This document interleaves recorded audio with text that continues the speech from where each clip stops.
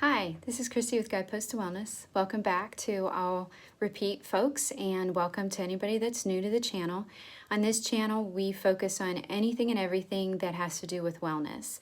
There is a lot of discussion about chronic disease and also autoimmune, but anything that we talk about is going to be good for folks' overall health.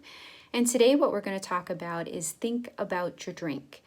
So I was meeting with a client the other day, and that's when we started talking about how much water she drinks, and I was taking a look at the beverage that she was drinking, and I realized this is a really good topic to talk about because a lot of times we get into habits or we have the things that we like to drink and we're really not thinking about our drink. And so what I wanted to do is just bring up some things. I'm not going to go over specifically how much to drink or anything like that. I just wanted to talk about some things that are common in the United States and some things to think about, and you can do some analysis of how you are drinking. So right now while I'm filming this video, it is summertime, but this can apply any time of the year. Now we're going through a bit of a heat wave where it is extremely muggy and humid, and I know that I feel thirsty or inclined to drink a lot more in warm weather than I do in cold weather. I am a funny person though. I don't like to drink ice cold drinks no matter how hot I am usually, but it's one of those things where I have to consciously make sure that I'm drinking enough fluids sometimes because I get busy, I'm not thinking about it, and I am one of those type of people that I don't drink a lot of just plain water, and that's what I was talking to my client about as well. She doesn't like to drink just plain water, so we'll talk a little bit about that too. So the thing is I want to talk about two main things. How many sugary drinks are you consuming a day? Take a look at that. And then the other one is going to be about caffeinated drinks. So this is kind of crazy when we think about, yes, the amount of soda or pop for us Yankees that we drink has been declining over the years, but in 2018, the average American consumed 38 gallons of pop, and that was just pop or soda. For the entire year. And then when you have folks that rarely, if ever, drink pop or soda, and this is an average, that tells you that there are some folks that drink a lot. I had a client that literally drank a 12-pack. Oh, was he Pepsi or Coke? I think he was Pepsi. He drank a 12-pack of Pepsi a day. So he was definitely skewing the average for folks like me that hardly ever drink any pop. So the thing about soda consumption, while soda consumption may be going down, what is going up is other types of sugary drinks. So things like sweetened teas, flavored sweetened waters, and carbonated drinks, coffees, and energy drinks. All of those are increasing. So it may not just be soda, but when we're thinking about the sugary drinks. So I think a couple things to take a look at as you look at how many sugary drinks are you drinking a day is to be cognizant of when you drink a sugary drink and it has calories in it from the sugar, that's not filling you up. That's not going to make you feel full. That's why people can drink like a big gulp and it can have 1,000 sugary calories in it and still eat a full meal. It's not registering, it's not affecting the hunger hormones, and it's not hitting the satiety center of the brain saying, hey, I've got enough blood sugar here, I don't need to eat any more food. It doesn't do that whenever you're drinking your calories. So that's really important to understand.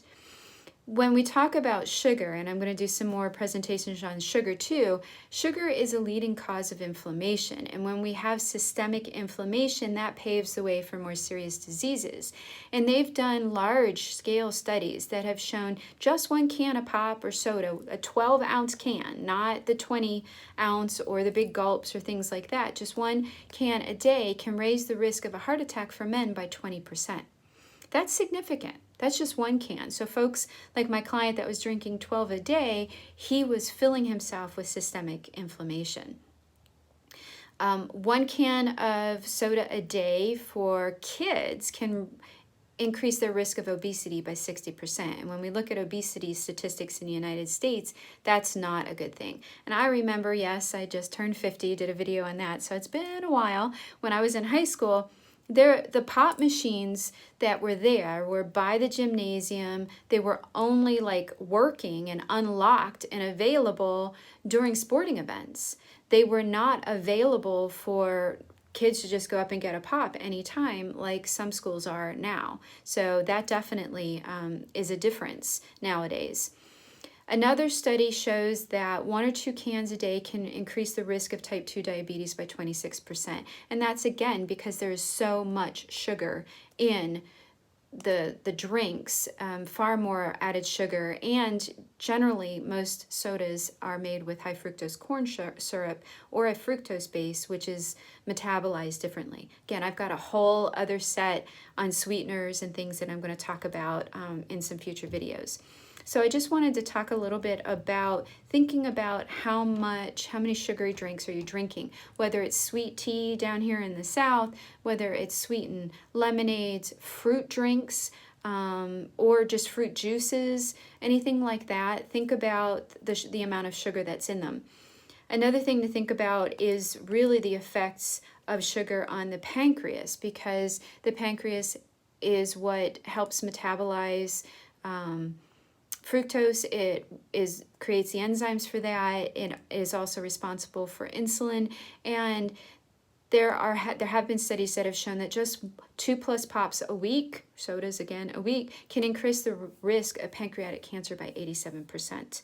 So just think about all of those types of things and sit down and be honest with yourself and analyze how many sweetened drinks are you having a day.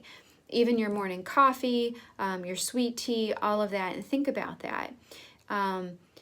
Diet drinks aren't any better. I'm going to talk about that later. That was the one thing when I noticed with my client is that she was drinking a flavored water that was full of artificial sweeteners. And we're going to talk more about that. Artificial sweeteners are really, really not the way to go. Studies are actually showing that they don't promote weight loss. They can actually promote weight gain, and some of them have some other pretty serious side effects as well. So what are your swap options? Your swap options here are to look at ways to decrease the amount of sweetness, to swap out with something else that maybe is a flavored water, that just has a seltzer that has no sweetener in it and flavored. I like to use True Lime, True Lemon, which are the little packets or the powder, and they are actually powderized zest and oils and the juice that are just tremendously flavorful. You can also find the bottles that have like the insert that goes in the middle that you can put fresh fruit in, cucumber slices, different things like that to flavor the water. Sparkling waters can be okay, but you have to look at how they're sweetened. Again, are they sweetened with something more natural like a stevia, erythritol, or a monk fruit, or are they sweetened with an artificial sweetener? Really important to look at our labels there. If you are going to have soda, maybe just try to cut back, or maybe you do some swaps. Like for the gentleman that was drinking so much, he worked on every time he drank a pop, he'd have to drink a glass of water before he could have his next pop. And he found out that he was able to cut back dramatically on the amount of pop he was drinking by doing some swaps. So think about that with the sugary drinks, so think about the drink. Now, the other factor that's really significant in the United States is the amount of caffeinated drinks that people are consuming in a day. And this has a lot of impacts. Not that caffeine in and of itself is a bad thing. Coffee's not a bad thing. Nothing, I don't like the words good or bad, but caffeination can interfere with other things in our bodies. It can definitely interfere with our sleep, which is going to be another video, and I've done some blog posts on sleep and how sleep deprived we are, and it could be due to, for example, my client who was drinking 12 caffeinated cans of pop all day long, never turning that off, really affecting his body.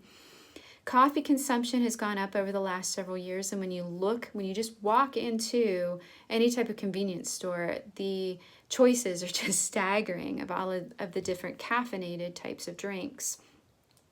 Another thing that has really gone up tremendously is energy drinks. So next to multivitamins, energy drinks are the most popular dietary supplement consumed by teens and young adults. Men between the ages of 18 and 34 consume the most energy drinks, and almost 1/3 of teens between 12 and 17 years old drink them regularly. One of the gentlemen that I work with, he brings 2 or 3 large cans of energy drinks to work.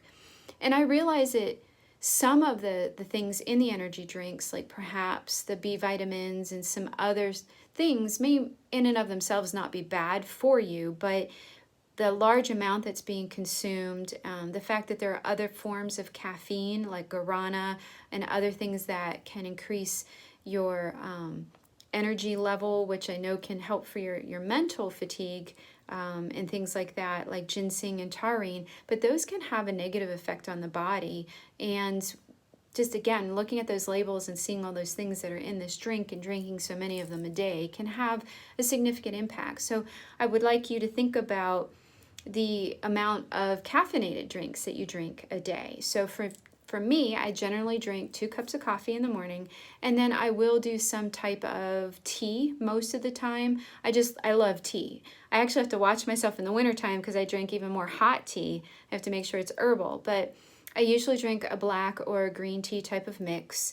And I try to make sure that I consume that before 3 o'clock. That's about my cutoff.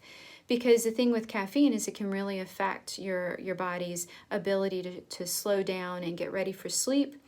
And another thing to think about, there's a lot of anxiety and stress and things going on right now, both with what things are going on in our nation and with the virus and different things that are going around, but just in general. So if you find that you are a highly anxious type of person, it might be good to take a look at how much caffeine you're drinking there as well. And there are different forms of caffeine. For example, my husband is very sensitive to straight caffeine, but when he drinks yerba mate, or what's the other one, guayusa, they have a different form of caffeine, and even though they may have the same milligrams of caffeine, he finds he's not as jittery by drinking guayusa or yerba mate versus black tea. So those might be some things to consider about. Again, the purpose of this video is just to think about our drinks and look at what are our swap options. Can we decrease? Can we do a half calf type of coffee? What are some lower caffeinated options, a green tea instead of a black tea? And definitely I would recommend thinking about a cutoff time. Look at what time you generally go to bed, and you want to cut off the caffeine 6 to 8 hours at least, maybe even more for you before you go to bed to help with your sleep cycles. So again, the purpose of this video was I can't make the swaps for you. If you're interested in talking about that, you can definitely schedule a consultation down below, and we can take a look at your particular habits and see if there are some swap options that we have. But the key thing here is to think about your drink, think about how much sugar, extra sugar you're getting in, and how much caffeine you're getting a day, and see if there might be some swaps that'll help, that'll be a better choice, that'll help make better health, and again, a better life. Be well.